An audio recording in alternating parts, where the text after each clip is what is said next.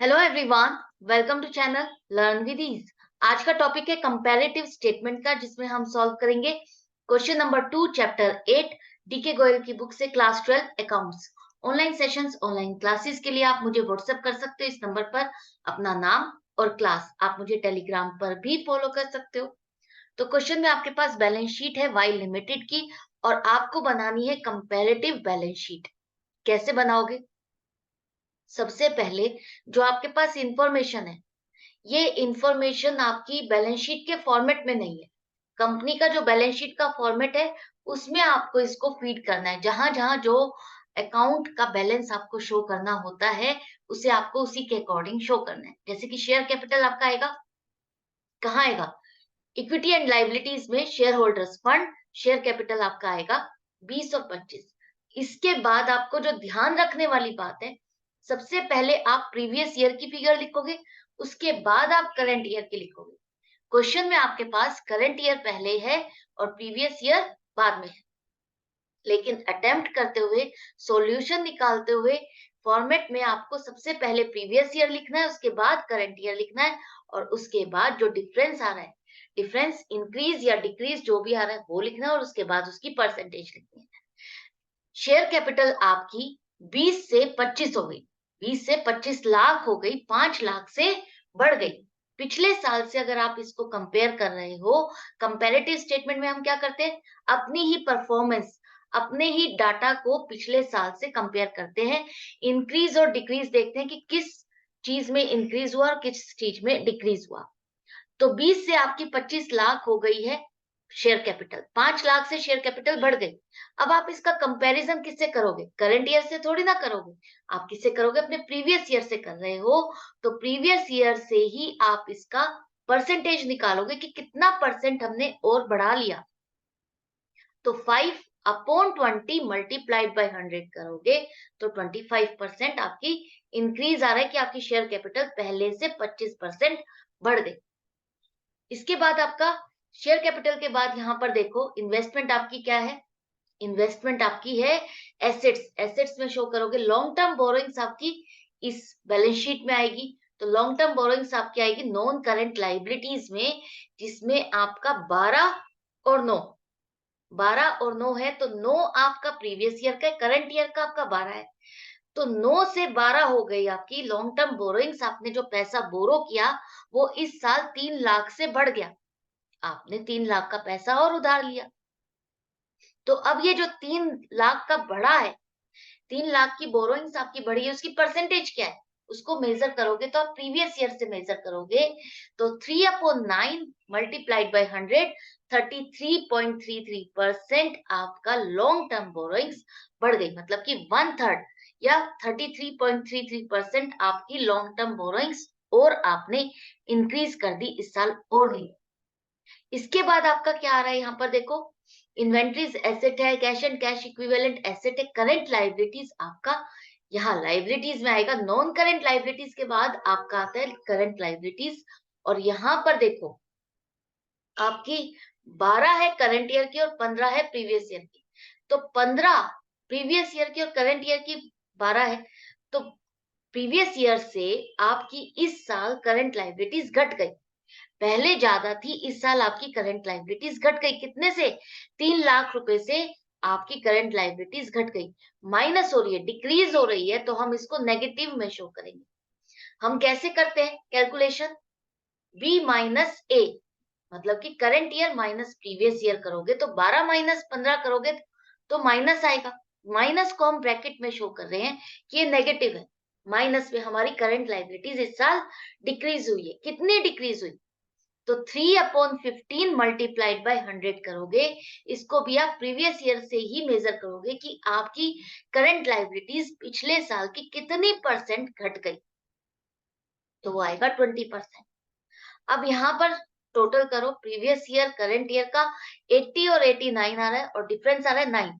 अब ये जो आपको परसेंटेज निकालनी है, ये इस साइड का टोटल नहीं है, ये आपको 9 जो आपका डिफरेंस आ रहा है। इस साल जो टोटल लाइबिलिटीज आपकी बढ़ी, पिछले साल टोटल लाइबिलिटीज आपकी 80 थी, इस साल लाइबिलिटीज आपकी 89 हो गई।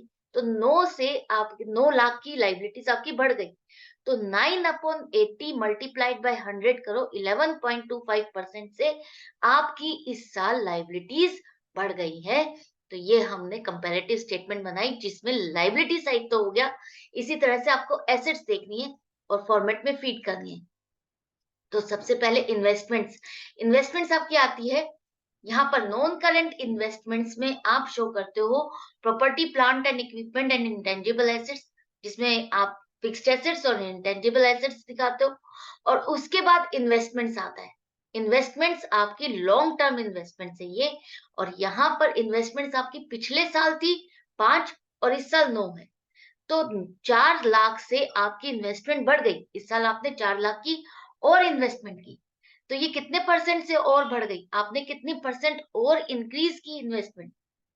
तो 4/5, 4/5 मल्टीप्लाइड बाय 100 करो, 80% की इन्वेस्टमेंट इस साल आपने और की है, बढ़ा करके की है। क्लियर है? इसके बाद इन्वेस्टमेंट्स होगी लॉन्ग टर्म बोरोइंग्स। इन्वेंट्रीज आपकी कहाँ थी? करंट एसेट्स में। तो करंट एसेट्स सबसे एंड में और उसमें लिखो इन्वेंट्रीज। पिछले साल थी आपकी 20 और इस साल है 18। तो स्टॉक आपका 2 लाख से घट गया।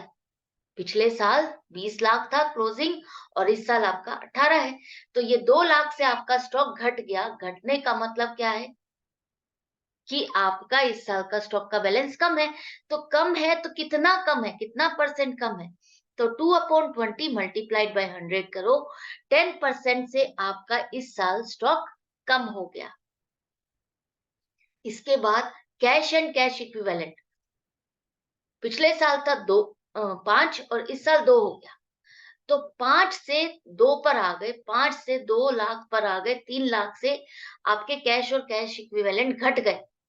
डिक्रीज वाला जब भी आएगा तो आपको माइनस में लिखना है और ब्रैकेट में लिखना है। कितना घटा? 3/5 प्रीवियस ईयर से ही कंपैरिजन करोगे, चाहे वो प्लस हो चाहे माइनस हो, इंक्रीज हो डिक्रीज हो, जो भी है आपको प्रीवियस ईयर से ही कंपैरिजन करना है। तो 3/5 मल्टीप्लाइड बाय 100, ये आपका जब परसेंटेज आएगी वो भी आपको ब्रैकेट में लिखनी है। नेगेटिव है तो नेगेटिव में ही परसेंटेज आएगी, मतलब कि आपका स्टॉक 60% से, sorry, cash and cash equivalent 60% से घट गया। इसके बाद आपका आ रहा है रिजर्व्स, हमने कर लिया उस साइड पर। और प्रॉपर्टी प्लांट एंड इक्विपमेंट आपका आ रहा है। प्रॉपर्टी प्लांट एंड इक्विपमेंट आपका आ रहा है 40 था पिछले साल और इस साल 50 हो गया। तो 10 से आपका प्रॉपर्टी प्लांट एंड इक्विपमेंट बढ़ गया। तो 10 लाख की आपकी एसेट ये बढ़ी, कितने परसेंट बढ़ी? तो 10/40 मल्टीप्लाइड बाय 100 करो, 25% आपकी प्रॉपर्टी प्लांट एंड इक्विपमेंट की एसेट इंक्रीज हुई इस साल आपने और परचेज। तो ये जो एनालिटिकल डाटा है, इससे आपको ये पता चलता है कि आपकी एसेट्स बढ़ी हैं, तो कौन सी एसेट और कितना परसेंट बढ़ी पिछले साल से। इंटेंजिबल एसेट्स में आपके कोई चेंज नहीं है, पिछले साल भी यही थी, इस साल भी यही है, कोई भी चेंज नहीं है, तो कुछ भी आपका यहाँ पर ब्लैंक रहेगा। करेक्ट है? तो यहाँ पर एंड में वही टोटल आपका मैच करना चाहिए। जैसे लाइबिलिटीज में 80 और 89 था, यहाँ पर भी 80 और 89 और डिफरेंस आपका 9 आ रहा है। करेक्ट है? तो यहाँ पर 9 को भी आप 9/80 मल्टीप्लाइड बाय 100 करो, तो 11.25% आपका इस साल की एसेट इंक्रीज हो गई, बढ़ गई। तो ये था क्वेश्चन। आई होप आपको अच्छे से समझ में आ रहा है। अब आपको किस तरह से अटेम्प्ट करना है, कंपैरेटिव स्टेटमेंट्स कैसे बनानी है, फॉर्मेट में क्या चीज ध्यान रखनी है। सबसे पहले प्रीवियस ईयर लिखना है, उसके बाद करंट ईयर, और हमको जो एब्सोल्यूट चेंज निकालना है, इंक्रीज और डिक्रीज, उसमें पहले current year minus previous year करना है, फिर देखना आपको प्लस आ रहा है या माइनस आ रहा है। उसके बाद परसेंटेज निकालने के लिए आपको प्रीवियस ईयर के साथ ही कंपैरिजन करना है। मिलती हूँ नेक्स्ट वीडियो में नेक्स्ट क्वेश्चन के साथ आपकी प्रैक्टिस के लिए। आई होप आपके लिए ये चैप्टर भी इजी हो गया है। थोड़ा सा कभी कभी कंफ्यूजिंग हो जाता है कि किससे प्लस करना है, किससे माइनस करना है, किससे परसेंटेज निकालनी है। 2-4 क्वेश्चंस अगर आप सोल्व कर लोगे तो ये चैप्टर बहुत इजी है, डिफिकल्ट नहीं है। Good bye and take care.